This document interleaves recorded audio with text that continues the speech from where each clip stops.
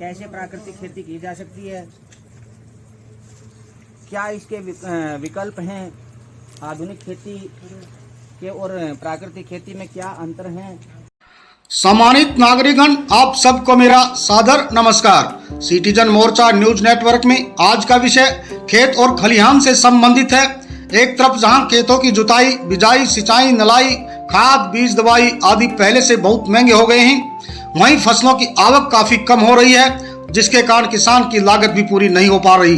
दूसरी तरफ ऐसे भी प्रगतिशील किसान हैं जो प्राकृतिक तरीके से खेती करके दाम और नाम दोनों कमा रहे हैं। यह सब जानने से पहले मेरा निवेदन है कि यदि आपने अभी तक अपना यह सिटीजन मोर्चा न्यूज चैनल सब्सक्राइब नहीं किया है तो कृपया तुरंत ही लाल बटन दबाकर सब्सक्राइब अवश्य कर लें। अब सीधा विषय पर आते हैं। हरियाणा के जींद जिला का उचाना क्षेत्र प्योर बांगर का इलाका है। इसी क्षेत्र के खरकपुरा गांव के प्रगतिशील किसान सुखदेव शौकत ने अपने खेतों में अमेरिकन केसर की खेती करके एक अनूठी मिसाल पेश की है। परंपरागत खेती को छोड़कर ऑर्गेनिक खेती करने में सुखदेव शौकत का उसके चाचा रामनिवास शौकत भी सहयोग कर रहे हैं।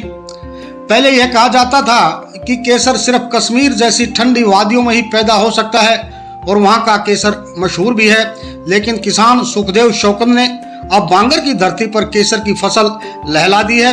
किसान सुखदेव ने बताया कि प्राकृतिक तरीके से खेती करके किसान सूखी जमीन और कम ठंड वाले इलाके में भी केसर की फसल उगाकर अच्छा पैसा कमा सकते हैं। अब उनकी केसर की फसल को देखने के लिए दूर दराज के लोग उनके फार्म में आ रहे हैं। कृषि अधिकारियों की टीम भी उनके फार्म का दौरा कर चुकी है। जानिए प्रगतिशील किसान सुखदेव खुद दे रहे हैं खेती को लेकर कुछ टिप्स। लेकिन इससे पहले मेरा आपसे फिर निवेदन है कि अपने इस सिटीजन मोर्चा न्यूज चैनल को सब्सक्राइब, लाइक और शेयर अवश्य करें। अगली आवाज प्रगतिशील किसान सुखदेव की।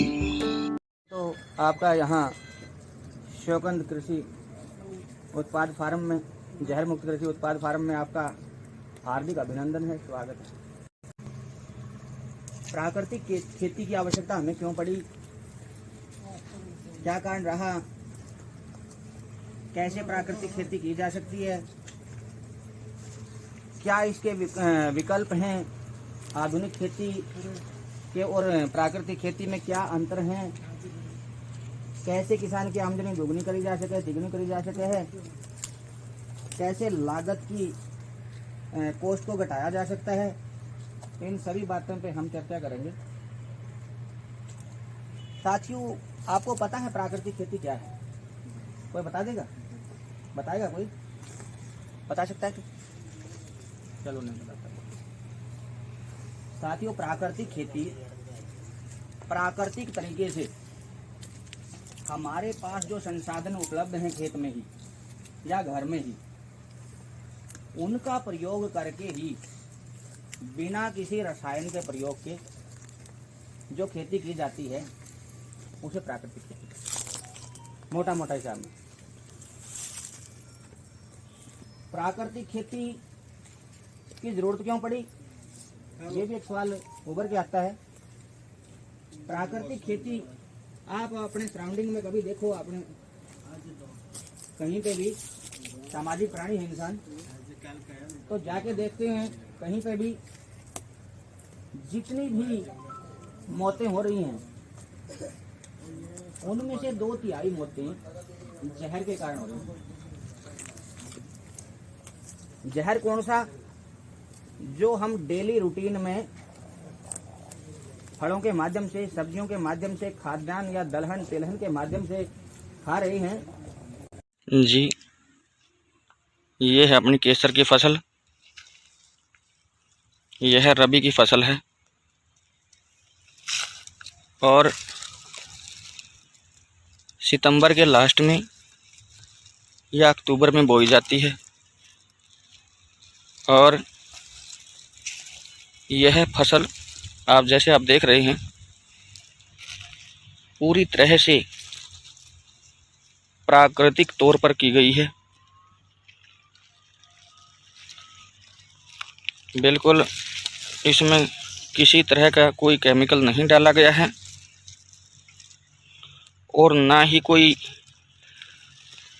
कृत्रिम पेस्टिसाइड डाला गया है, ना ही कृत्रिम खाद वगैरह डाला गया है। प्राकृतिक तौर पर तैयार की गई है। और जैसा देख रहे हैं कि यह फसल अब पककर तैयार है और हार्वेस्टिंग